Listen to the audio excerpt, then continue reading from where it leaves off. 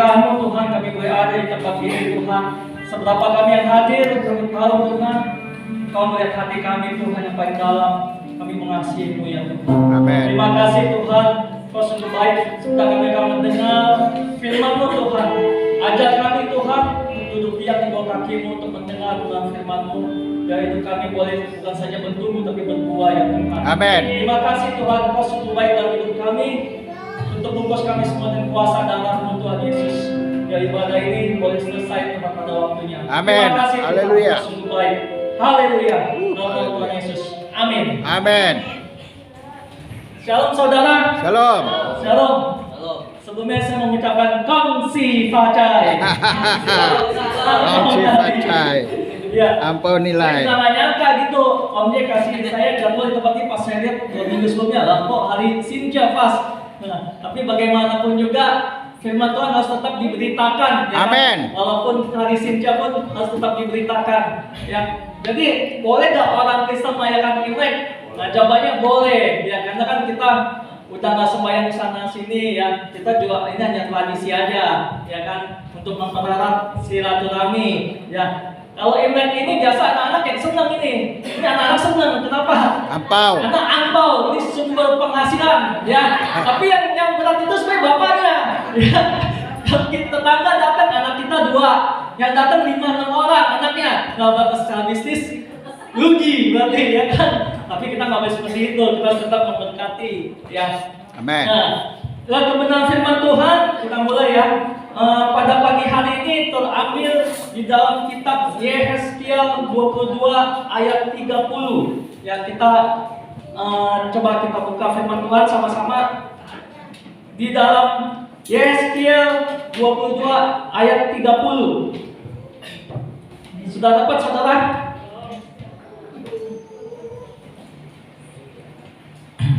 Kita baca bersama-sama ya. Yehezkiel 22 ayat 30. Demikian bunyi firman Tuhan. Aku mencari di tengah-tengah mereka seorang yang hendak mendirikan atau yang mempertahankan negeri itu di hadapanku, supaya jangan kumusnahkan, tetapi aku tidak menemuinya. Aku baca sekali lagi.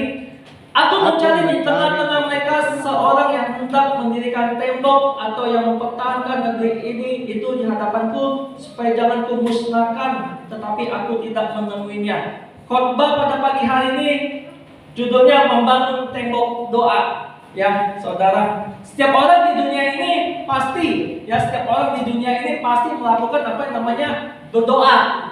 Ya, berdoa itu dianggap mempunyai kekuatan supranatural bagi orang-orang kita ya, mempunyai kekuatan supranatural yang bisa memberikan kita keberuntungan, ya, keberkahan. Doa diyakini juga bisa membawa berkat dan keberuntungan. Siapapun itu pasti berdoa. Kita melihat dukun saja, dukun ketika pasien datang dia akan melakukan apa? Ritual doa ya. Mulutnya komat kamit. Komat kamit untuk apa? Untuk berdoa, untuk mencari jawaban. Ya, jangankan dukun, orang yang pasang togel pun berdoa juga loh. Orang pasang togel, dia pasang togel berharap apa? Supaya nomornya keluar, ya kan? Orang yang juga apa? Dompres, ada undian juga berdoa juga. Semua orang tuh berdoa supaya ada keberuntungan gitu. Jangankan begitu, orang Kristen pun juga sama. Kita pun kadang seperti mereka ya. Kalau kita pergi ke pameran mobil, apa yang kita lakukan ke pameran mobil?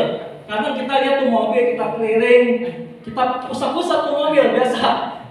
Dengan iman apa yang kupegang akan menjadi milikku. Suatu saat aku bisa beli, ya. Terus kalau kita mau beli rumah juga kadang begitu juga.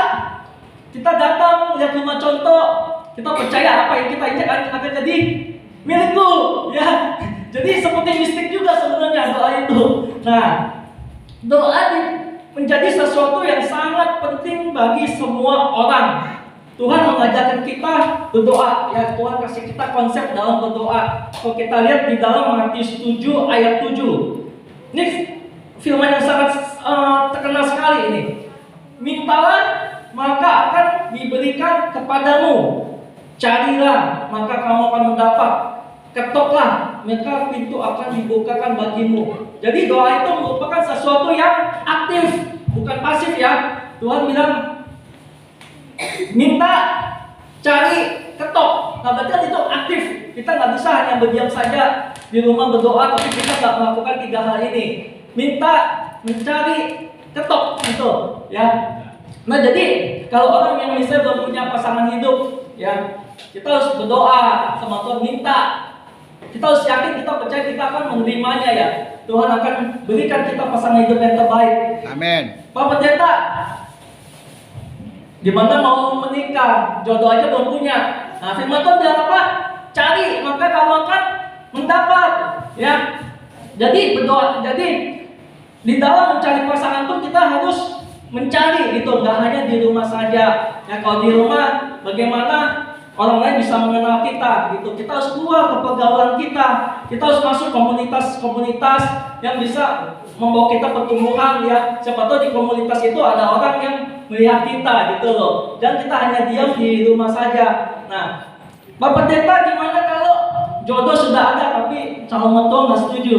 Ya, firman Tuhan tak bilang apa? Ketoklah, maka pintu akan dibuka kepadamu. Jadi bukan hanya mengetok hati Tuhan, tapi kita harus mengetok hati calon mertua kita. Ya, pasti itu pintu akan dibukakan.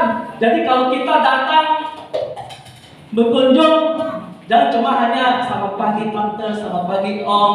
Bawalah sesuatu yang menyenangkan hatinya. Bawa ke martabak, ya kan? Bawa sesuatu.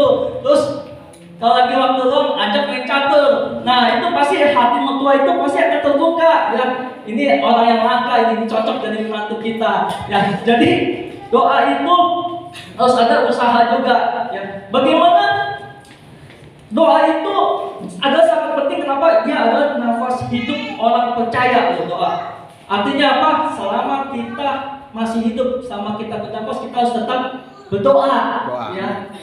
Jadi kita sehari aja makan 3 kali ya.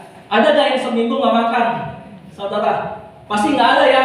Jangan seminggu, hari ini kita nggak makan, kita kojokan. Ya. Jadi kita itu harus menganggap doa itu penting seperti makan. Amin. Ya, makan aja begitu penting. Doa juga untuk apa? Untuk pertumbuhan rohani kita, saudara. Kalau rohani kita kuat, kalau ketika ada badai masalah datang, kita pasti akan bisa mengatasinya dan bisa keluar sebagai pemenang. Ya, kalau rohani kita kuat. Tapi kalau rohani kita nggak kuat, kalau ada masalah, ada badai, kita pasti cengeng. Udah pasti itu.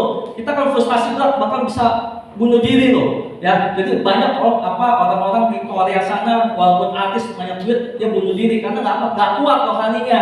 Ya, saudara. Jadi kita akan belajar kepada firman Tuhan bagaimana membangun tembok doa di dalam hidup ini. Nah, di dalam Yeskiel 22 ini kita harus perhatikan ya konteksnya apa.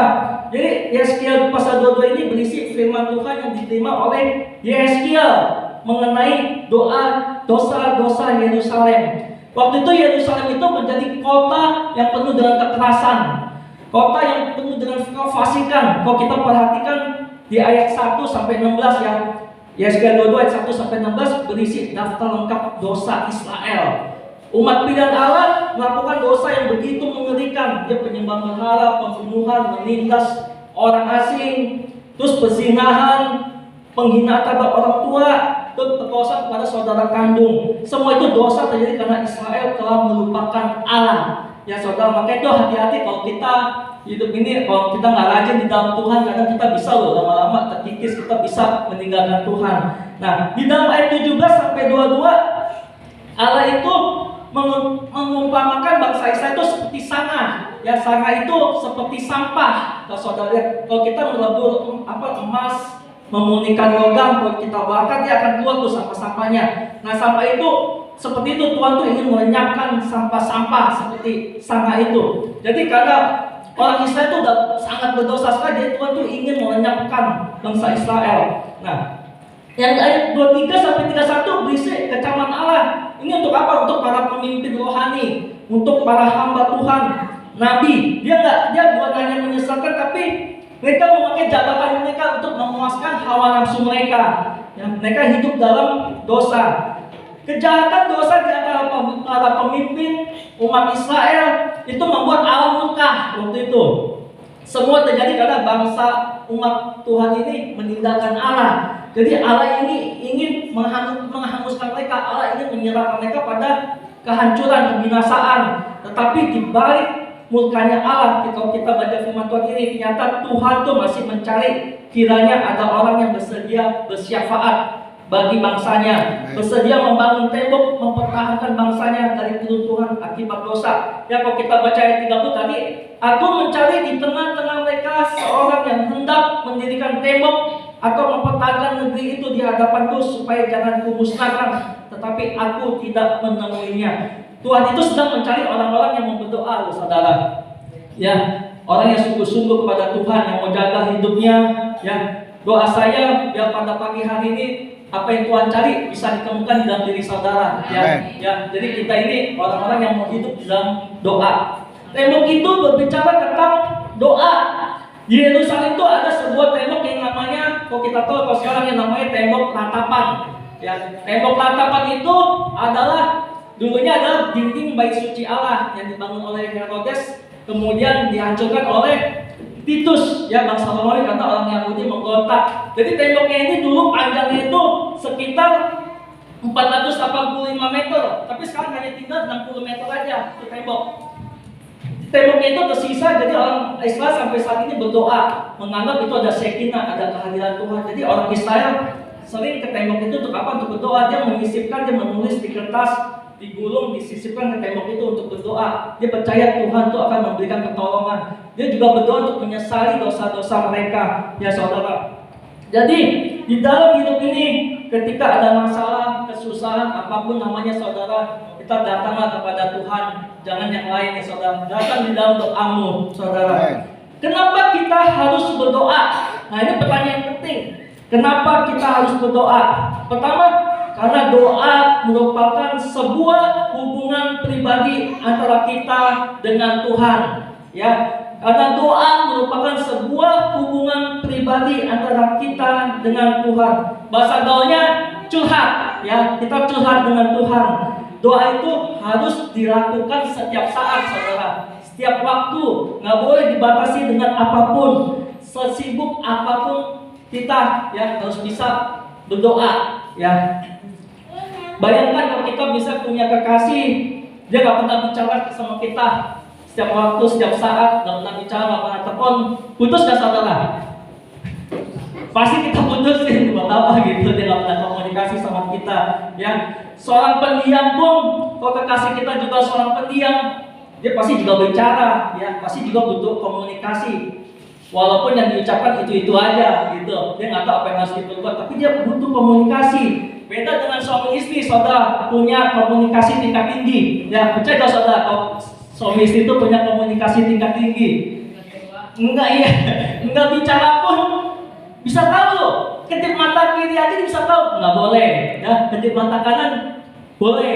Kalau kedip kedua-duanya ragu-ragu. Nah, itu aja pakai kode-kode itu bisa tahu.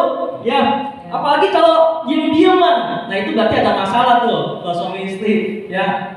Jadi dimanapun kita berada, kita harus terjaga dengan Tuhan. Kita harus ada komunikasi dengan Tuhan di dalam doa. Jadi bukan berarti doa itu 24 jam, ya, doa itu di kamar, diam diri, bukan seperti itu. Doa itu intinya kita punya koneksi dengan Tuhan setiap saat, setiap waktu. Pada saat kita bangun tidur, ya, kita usahakan saat teduh, ya, berdoa, baca firman, kita berdoa. Kalau misalnya nggak sempat, kita doa, terima kasih Tuhan buat hari ini, pimpin saya untuk melalui, bisa melewati hari ini, kasih saya sukacita, damai sejahtera. Nah, di dalam perjalanan misalnya kita naik mobil, biar hati kita tuh connect terus dengan Tuhan, kita memuji Tuhan, kan bisa di dalam mobil, ya, menyembah Tuhan. Kalau istri di rumah sambil masak, sambil nyanyi, memuji Tuhan, maka itu kalau masakannya enak, biasa kalau di rumah, berarti istrinya itu rajin memuji Tuhan, ya, ya. Nah, di dalam kantor juga sama, kita berdoa sama Tuhan, ya, semua proyek, target semua tercapai, ya. Waktu malam pun sebelum tidur kita juga berdoa sama Tuhan. Kita refleksi diri, kita hari ini berbuat apa, menyenangkan hati Tuhan atau enggak, ya. Jadi itu artinya doa, jadi ada koneksi setiap waktu, setiap detik, ya. Jadi kita ini selalu terjaga-jaga dengan Tuhan. Doa itu merupakan sikap hati yang terus terhubung dengan Tuhan setiap waktu. Nah, penting sekali bagi setiap orang percaya untuk mendirikan tembok, yaitu berdoa. Dengan berdoa berarti kita menyatakan pujian kita, kekaguman kita sama Tuhan. Dengan berdoa juga berarti kita berjaga-jaga selalu. Yang lebih lagi di tengah situasi dunia yang semakin buruk ini, kita harus banyak berdoa, kita harus banyak duduk di bawah kaki Tuhan. Tuhan itu sedang mencari orang-orang yang sedang mendirikan tembok, yaitu berdoa. Tuhan menginginkan umatnya berdoa. Jangan biarkan tembok-tembok doamu itu mengalami keruntuhan. Ya, dalam kondisi apapun, baik keadaan suka maupun duka, baik doanya belum terjawab atau tidak jawab, kita harus biasa berdoa. Ya, harus ada disiplin dalam rohani. Karena jawaban doa itu tidak seperti yang kita kehendaki loh, saudara. Ya, kita minta A, dikasihnya B. Kita minta B, dikasih C. Ya, tapi satu hal yang harus kita tahu, Tuhan itu pasti akan memberikan yang terbaik buat kita. Ya, kalau saat kita minta roti, Tuhan tidak akan kasih kita batu. Ya, saat kita minta ikan, Tuhan tidak akan kasih kita ular. Ya, Tuhan pasti terbaik, tahu yang terbaik buat kita. Ya, saudara. Jadi tidak ada seorang wanita cantik yang rajin berdoa, saudara. Ya, dia datang kepada seorang pendetanya. Pak pendetanya ini peka dengan suara Tuhan. Ya, istilahnya dia sangat peka, dia dekat sama Tuhan. Pak pendeta, saya ingin konsultasi masalah jodoh saya. Ya, ada si Akong dan si Apen, saudara. Pak pendeta, ya Akong dan Apen ini mana yang saya harus pilih, Pak pendeta? Ya, gimana si Akong itu cirinya seperti apa, Pak pendeta bilang? Si Akong itu ciri-cirinya dia orang yang kaya, Pak pendeta. Kaya, ya hidupnya benar-benar kaya, 10 turunan pun hartanya nggak akan habis. Ya, kalau saya menikah dengan si Akong, hidup saya pasti berubah 100%. Saya nggak perlu bekerja lagi. Si Akong bilang, kau menikah denganku, kau akan jadi nyonya besar. Ya, kau akan belanja terus ke mall, kau jalan ke luar negeri, kau akan punya rumah pribadi, istana pribadi, WC pribadi, engkau akan punya semuanya. Ya, kalau menurut saudara, kalau saudara jadi wanita itu, ya menarik gak ada si Akong? Menarik ya? Ya. Nah, bagaimana dengan si Apen? Si Apen itu orangnya sederhana, ya. Dia biasa aja, tabungannya nggak banyak. Kalau saya menikah dengan si Apen, maka hidup saya akan terus bekerja selamanya. Nah, kalau soal materi si Akong jauh lebih dari si Apen. Ya, tapi kalau soal kesabaran, kalau soal takut akan Tuhan, si Apen ini nomor satunya. Ya, dia rajin ke gereja, ya, dekat sama Tuhan. Kalau secara rasional, kalau kita jadi wanita itu, mungkin kalau jadi mamanya wanita itu pasti akan milih si Akong. Ya, kapan lagi bisa jadi orang kaya? Ya, benar nggak? Ya, tapi apa menurut Pak pendeta itu? Coba Pak pendeta itu, kenapa si Akong itu kaya? Karena Akong itu anak konglomerat. Ya, makanya itu namanya Akong. Ya. Nah, sedangkan si Apen, Pak pendeta bilang, kamu harus tinggalkan si Akong, pilihlah si Apen. Karena Apen itu adalah anak pendeta, itu anak saya. Ternyata si Pak pendetanya itu ternyata dia pengen cewek ini jadi menantunya dia. Nah, kenapa Pak pendeta saya selalu milih si Apen? Pertama, kalau engkau menikah dengan anak pendeta, engkau akan bahagia, ya, karena Apen ini dekat dengan pintu surga. Karena sehari-harinya berdoa terus, ya. Kalau engkau menikah dengan anak pendeta, maka kedua, apa saudara? Engkau nggak akan kelaparan lagi, ya, karena kau akan dikenyangkan dengan firman Tuhan setiap hari. Yang ketiga, kalau engkau menikah dengan anak pendeta, maka engkau akan kaya di akhirat dan di bumi, karena pencipta alam semesta adalah Bapa kita adalah ahli warisnya. Nah, kadang di dalam hidup itu seperti itu, saudara. Kita sering minta si Akong, tapi dikasih si Apen. Nah, saudara. Nah, jadi kalau doa kita kalau belum dijawab, saudara, selama 40 tahun, 50 tahun itu ada doa yang sia-sia, bukan, untuk saudara. Ya, doa kita di mata Tuhan tuh nggak akan pernah sia-sia loh, walaupun 40 tahun nggak dijawab. Kenapa? Karena selama 40 tahun itulah kita terus terkoneksi dengan Tuhan, ya, kita terus membangun hubungan dengan Tuhan. Jadi kita tuh selalu berharap pada Tuhan, walaupun 40 tahun nggak dijawab, tapi di mata Tuhan Dia lihat kita terus berharap sama dia. Ya, jadi nggak akan ada pernah sia-sia. Tuhan itu sedang melihat kesetiaan hatimu, saudara. Banyak orang yang sudah dijawab doanya, tapi dia malah berhenti. Ya, meninggalkan doa, dia tinggalkan doanya. Tapi kalau ketika masalah itu datang, dia mencari Tuhan lagi. Tuhan nggak mau seperti itu. Dia ingin kita itu memiliki hubungan terus dengan dia. Maka itu Tuhan ajarkan apa doa Bapa kami. Dia ingin kita menganggap dia sebagai Bapa, kita anaknya, jadi ada hubungan antara Bapa dan anak setiap hari. Ya, jadi yang pertama tadi, kenapa kita harus berdoa? Karena doa itu membangun hubungan kita dengan Tuhan. Nah, yang kedua, karena doa merupakan senjata orang percaya. Nah, ini penting saudara. Doa ini adalah senjata orang percaya. Senjata itu akan memampukan orang percaya untuk menang terhadap musuh. Ya, saudara ya. Kekuatan musuh itu, kalau kita lihat ada pada benteng pertahanannya. Kalau kita mau menghancurkan musuh, maka kita harus menghancurkan benteng pertahanannya terlebih dahulu. Jadi benteng itu sebuah tembok bangunan yang dibangun untuk keperluan militer, untuk perlindungan ya di dalam peperangan. Biasa tembok itu tingginya bisa 8 meter, ya lebarnya bisa sampai 4 meter. Tembok yang kokoh merupakan benteng pertahanan yang mampu memberikan perlindungan dari serangan musuh. Maka itu penting sekali bagi orang percaya untuk mendirikan tembok doa, yaitu membangun kehidupan yang berdoa. Nah, kehidupan doa itu jadi bukan hanya untuk memberikan kita kekuatan dan perlindungan dari serangan musuh. Nah, tetapi kekuatan doa itu juga mampu untuk menghancurkan musuhmu, saudara. Ya, jadi orang yang memiliki kehidupan yang kuat ya rohaninya, doanya kuat, dia nggak mungkin bisa terhipnotis loh saudara, nggak mungkin bisa dipelet ya, disantet, kecuali kalau kita buka diri ya. Kita orang percaya biarpun kita rajin berdoa, tapi kalau kita ke dukun, kita bisa juga kena santet ya. Kita ke acara-acara misalnya sulap, ke hipnotis, siapa yang mau dihipnotis? Saya. Itu pasti bisa dihipnotis, nggak mungkin biarpun orang kuat pun kalau dia buka diri pasti bisa terhipnotis. Maka itu setan itu begitu berbahaya saudara ya. Urusan masalah setan itu begitu rumit ya.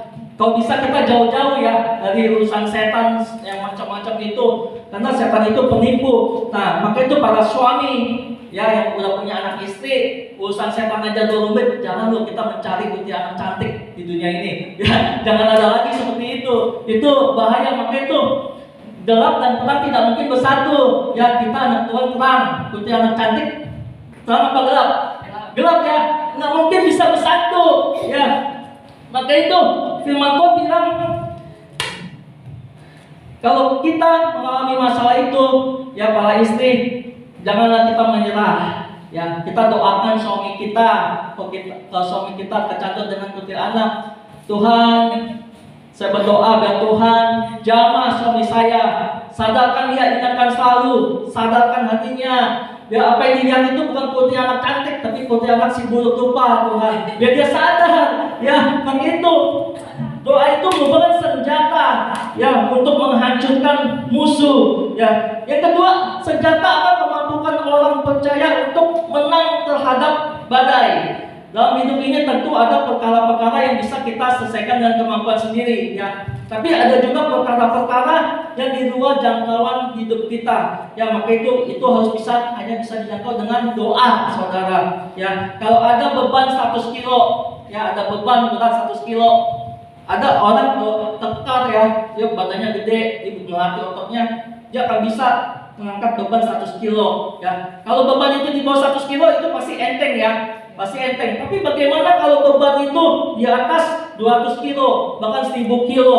Justru kalau dipaksakan itu nggak bisa, dia akan streo, mungkin akan rusak ototnya ya. Maka itu diperlukan sebuah alat atau bantuan orang lain. Demikian juga dalam hidup kita, ketika badai masalah datang dan beban itu sudah di atas atau di luar kemampuan kita, kita nggak akan mampu mengatasinya karena kita terbatas saudara. Ingatlah, ada doa ya. Kekuatan doa itu mampu membuat hal yang tidak mungkin menjadi mungkin ya. Kita bisa lihat dari kisah Elia saudara di dalam Yakobus 5 ayat 17-18. Kalau kita lihat ya, Elia ini adalah manusia biasa sama seperti kita. Ia bersungguh-sungguh berdoa supaya hujan jangan turun, dan hujan pun tidak turun di bumi selama 3 tahun dan 6 bulan. Lalu ia berdoa pula dan langit menurunkan hujan dan bumi pun mengeluarkan buahnya. Nah, Elia ini dia berhasil menurunkan hujan. Jadi dia berjuang untuk apa? Agar bangsa Israel dan Raja Ahab waktu itu untuk menyembah Allah yang benar, bukan kepada dewa Baal. Nah, jadi untuk membuktikannya itu Elia itu berdoa kepada Tuhan, maka itu terjadi hujan tidak turun selama 3,5 tahun. Ya, jadi waktu itu kota itu mengalami kekeringan dan kelaparan. Dan si Elia itu waktu itu meminta Raja Ahab untuk apa? Mengumpulkan semua nabi Baal. Kalau kita lihat ceritanya ya, nabi Baal 450 orang untuk membuktikan ini apakah Tuhan hidup apa enggak. Ya, jadi semua dikumpulkan nabi Baal sama Elia juga untuk apa? Untuk membangun mezbah. Nah, di atasnya ada seekor lembu. Jadi minta agar Tuhan untuk membakar semua mezbah ini, ya, membakar mezbah ini. Nah, semua nabi Baal itu berdoa, masing-masing berdoa dengan kepercayaannya masing-masing, tapi tidak terjadi. Waktu Elia berdoa, didengar Tuhan loh. Tuhan mengirimkan api dari langit dan membakar habis korban di mezbah. Nah, setelah melihat itu, mereka mengakui bahwa Tuhan itu yang disembah itu oleh Elia itu adalah Allah yang benar. Ya, semua nabi-nabi ditangkap dan dibunuh oleh Elia. Nah, demikian juga Ishak, saudara. Ishak berdoa kepada Tuhan supaya dia memperoleh keturunan karena istrinya mandul. Tapi Alkitab mencatat dengan baik bahwa doanya dikabulkan oleh Tuhan sehingga Ribka istrinya itu mengandung. Ya, jadi doa adalah senjata yang tidak kelihatan namun memiliki pengaruh yang sangat kuat. Percaya bahwa hanya doa yang bisa menembus kemustahilan dalam hidupmu. Ada teman saya pendeta juga, dia 15 tahun udah menikah cuma belum punya anak. Dari 15 tahun gak punya anak, tapi dia nggak pernah menyerah. Akhirnya di 15 tahun itu akhirnya punya juga anak. Jadi dia udah seumuran hampir 50, anaknya masih kecil. Ya, jadi bagi Tuhan tuh nggak ada yang mustahil. Nah, yang ketiga, karena doa merupakan sarana kita untuk bersyafaat bagi orang lain. Jadi yang pertama, doa itu untuk membangun hubungan. Kedua, doa itu adalah senjata bagi orang percaya. Ketiga, doa merupakan sarana kita untuk bersyafaat bagi orang lain. Dan tadi di ayat 30, aku mencari di tengah-tengah mereka seorang yang hendak mendirikan tembok atau yang mempertahankan negeri itu di hadapanku supaya jangan kumusnahkan, tapi aku tidak menemuinya. Nah, kejahatan dosa di antara para pemimpin dan umatnya membuat Allah murka. Ya, jadi Tuhan ini ingin menghukum bangsa Israel waktu itu, tetapi dari mukanya ternyata dia mencari sekiranya ada orang yang mau bersyafaat. Jadi Tuhan itu sedang mencari pendoa syafaat, saudara. Ya, pendoa syafaat itu adalah seseorang yang datang mendekatkan dan berdoa di hadapan Tuhan untuk menggantikan posisi orang lain. Ya, kalau kita berdoa syafaat bagi orang, misalnya kita lihat orang ini udah jauh dari Tuhan, kita bisa berdoa syafaat sama Tuhan, ya, supaya Tuhan jamah orang itu, ya, saudara. Jadi doa syafaat itu adalah doa yang didekati oleh Tuhan karena kita berdoa bukan untuk diri sendiri, tapi untuk orang lain. Ya, kalau di dalam gereja kita berdoa syafaat untuk siapa? Untuk Pak C, ya, pada gembala, hamba Tuhan. Ya, juga kita berdoa syafaat untuk jemaat kita, untuk para penginjil. Itu kita doa syafaat. Kita harus berdoa buat mereka, untuk keselamatan mereka, supaya mereka diberi kekuatan.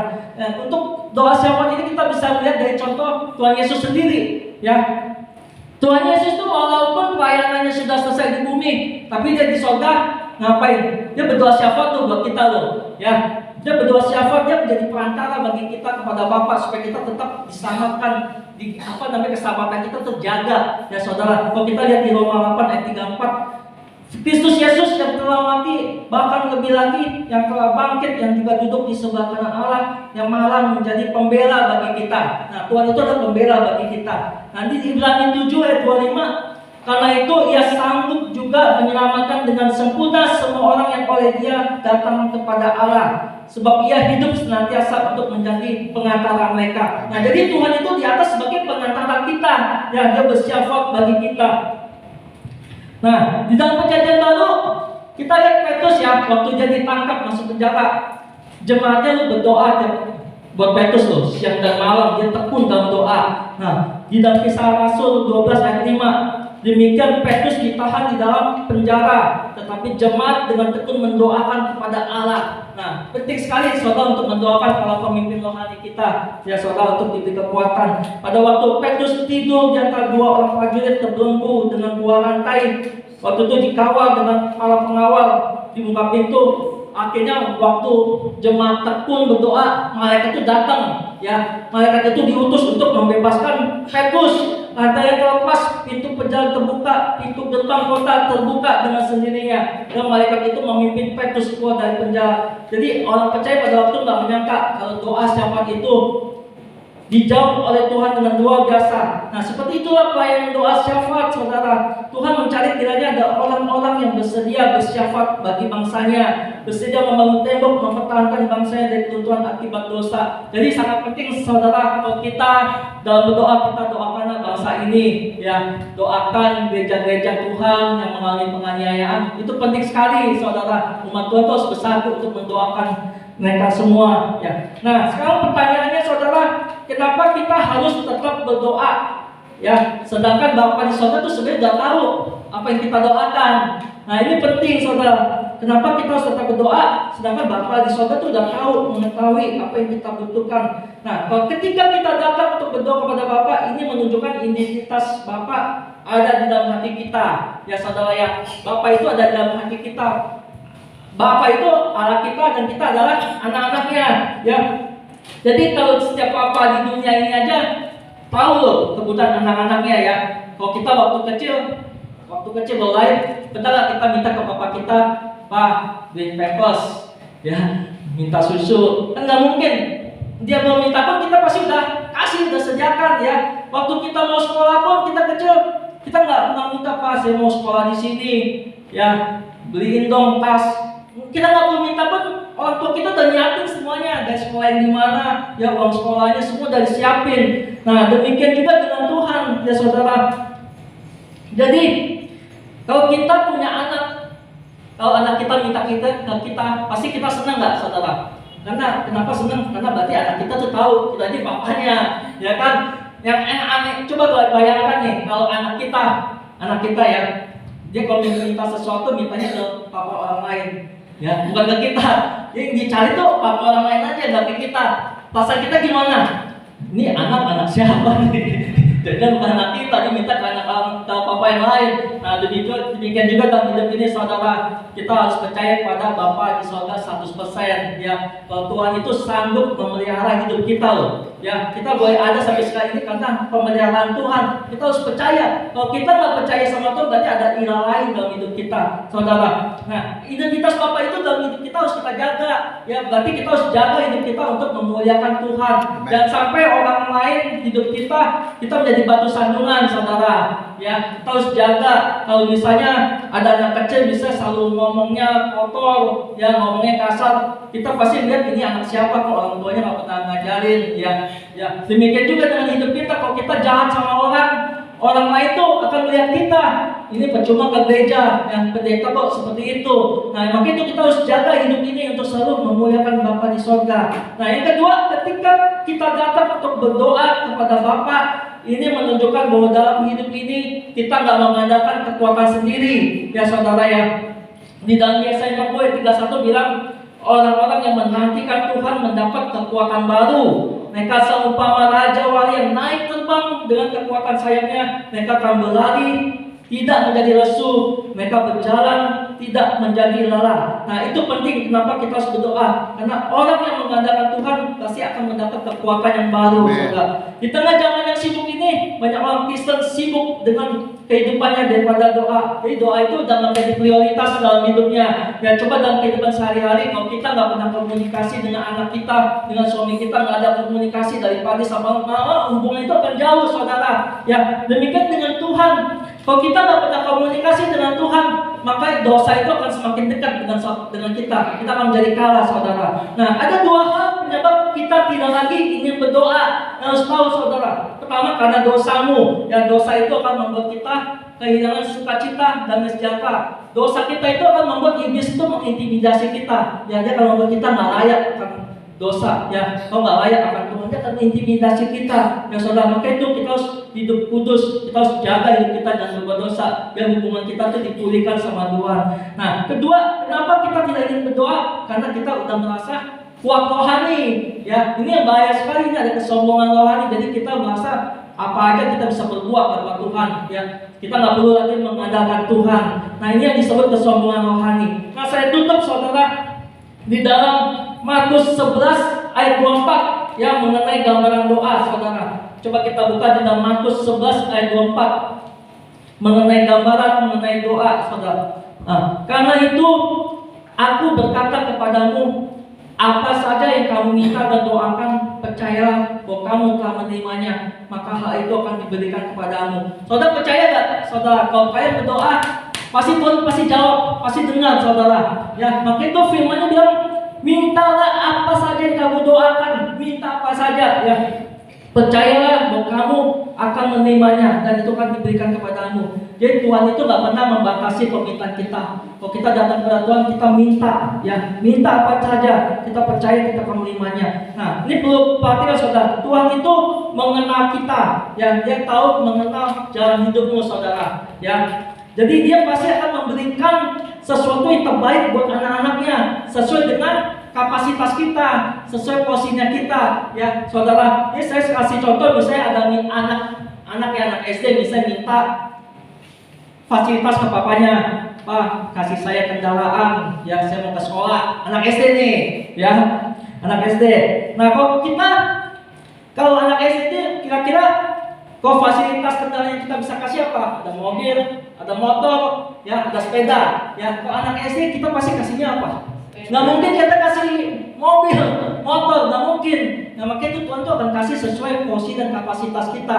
Ya, kita mungkin akan kasih dia sepeda, atau mungkin kita nggak kasih sepeda, tapi kita yang mengantarkannya setiap hari. Nah, itu kan tujuannya berarti anak itu untuk sekolah, ya, supaya dia bisa ke sekolah. Nah, demikian juga dengan hidup kita, saudara. Tuhan, apa yang kita mintakan, maka itu kita harus minta, apa aja kita harus minta. Nanti jawabannya itu Tuhan akan berbuat sesuatu. Nggak seperti apa yang kita kendaki, karena melalui yang lain dia bisa jawab melalui yang lain gitu, ya, saudara, ya. Jadi apa yang kita miliki saat ini tuh harus kita syukuri, saudara. Ya, jangan kita bersungut-sungut. Kita harus syukuri apa yang kita punya saat ini, ya. Jadi kita masih bisa punya rumah yang layak walaupun sangat kecil. Kita harus lihat di luar sana banyak yang nggak punya rumah, ya, kalau kita perhatikan, ya. Di luar sana banyak yang keluarganya hancur berantakan. Kalau saat ini keluarga kita masih baik-baik saja, ya. Di luar sana juga banyak orang yang udah nggak bisa lagi melayani karena sakit-sakitan. Tapi kita di sini masih bisa melayani Tuhan, ya. Jadi hidup ini harus selalu bersyukur walaupun banyak hal yang masih belum kita miliki. Nah, jadi bangunlah kehidupan doamu dan biarlah itu menjadi gaya hidupmu yang menyenangkan hati Tuhan. Tuhan Yesus memberkati. Amin. Kita tutup dalam doa, saudara. Bapa di sorga, terima kasih buat pagi hari ini firman-Mu sudah ditaburkan. Ya, firman-Mu ini boleh masuk dalam hati anak-anak-Mu, Tuhan. Kau ingat selalu kau ada kuasa di dalam doa, ya Tuhan. Biar umat-Mu datang kepadamu dalam doa, dalam permasalahan apapun, ya Tuhan, harus percaya bahwa Tuhan pasti menjawab segala doa mereka. Terima kasih Tuhan, beri kekuatan buat jemaat-Mu Tuhan di tempat ini yang mengalami masalah, dan Tuhan campur tangannya Tuhan. Apapun itu Tuhan, kami percaya kami akan mendapat kelegaan, kepuasan, kebebasannya Tuhan. Terima kasih Tuhan, Kau sungguh baik Tuhan buat hari ini. Biar hidup kami boleh senantiasa berkenan di mata-Mu, ya Tuhan. Hidup kami boleh senantiasa berdoa, membangun hubungan dengan-Mu, ya Tuhan. Amen. Terima kasih Tuhan, Kau sungguh baik. Di dalam nama Tuhan Yesus kami sudah berdoa dan ucap syukur. Haleluya. Amin. Amin.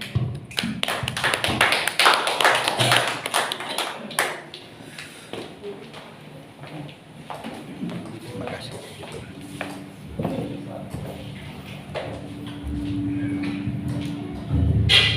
Baik, terima kasih buat Bapak Pendeta Mesak yang sudah berikan kebenaran firman Tuhan. Biarlah firman Tuhan menjadi suatu pedoman dalam setiap kehidupan kita.